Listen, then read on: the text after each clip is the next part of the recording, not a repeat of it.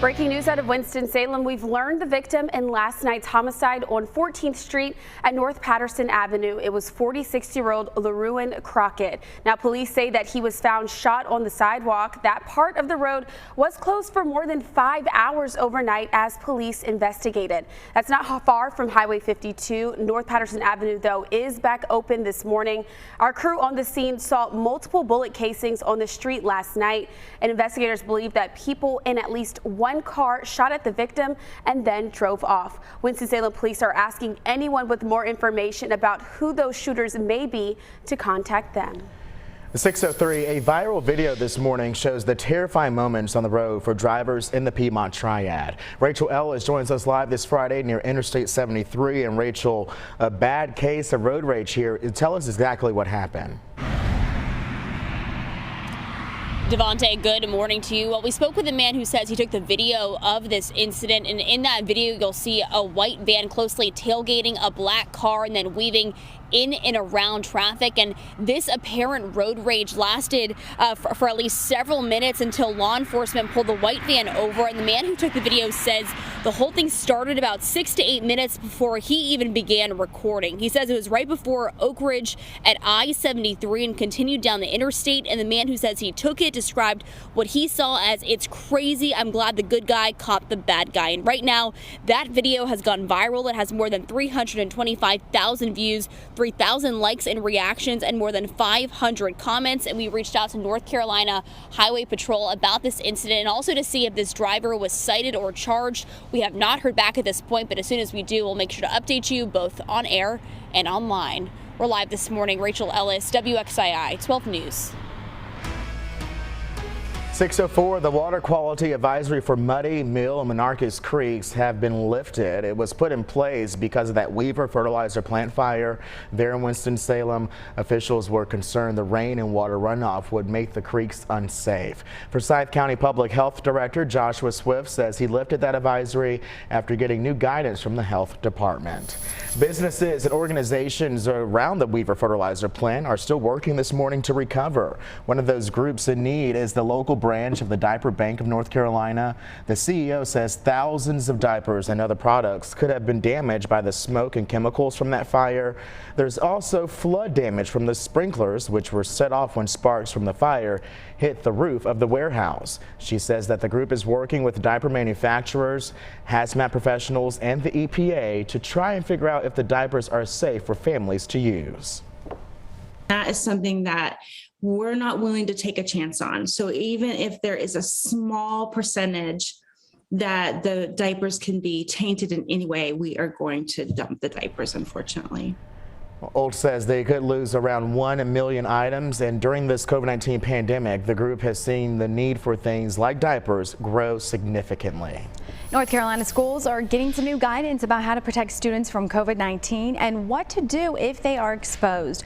Our Jackie Pascal joins us live this morning to break down those changes starting February 21st. Jackie, good morning. Good morning to you, Audrey. So the priority with these new guidelines is keeping students and staff learning in person in school, but also having the focus of decreasing the risk of transmission of COVID-19. So how they're doing that, DHHS says they're changing the recommendations on how students handle COVID-19 exposure.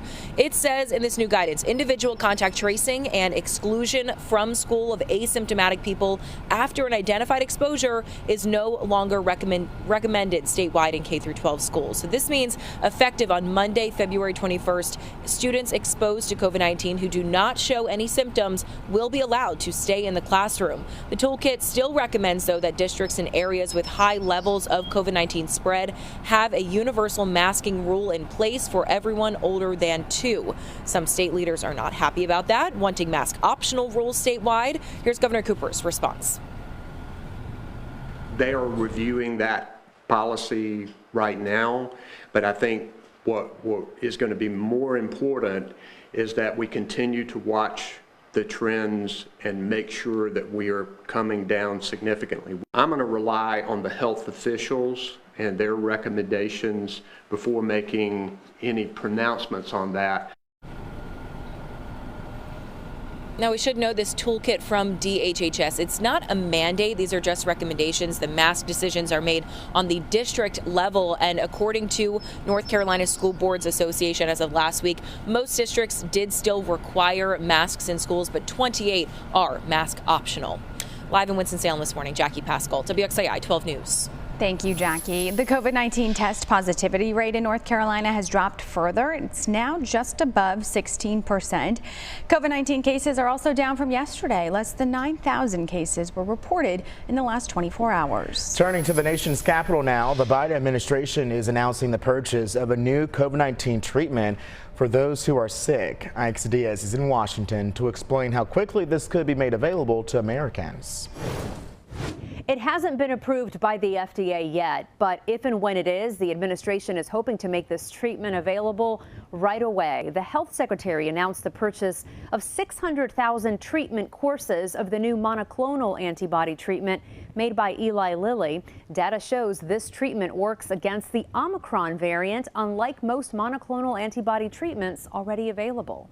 In Washington, I'm Aixa Diaz. Aixa, thank you. 6:08 this morning, President Joe Biden is warning any American in Ukraine to leave right away. That warning comes as Russia continues to threaten invading Ukraine.